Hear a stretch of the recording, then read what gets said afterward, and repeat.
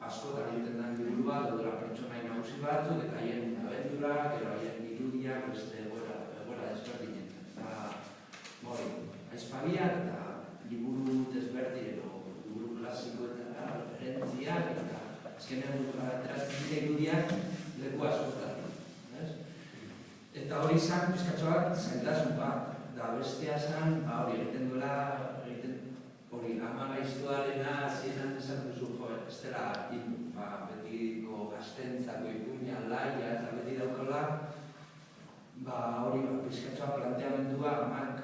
gaiztotzatero hartzen dituela, eta beti puntu zalantzan jartzen ditu amak, eta hori pizkatxoa bat izela datu behar da, irudietan ikuste dut, batzutan lortu dudala, batzutan, ez da, gehiago, gutxiago.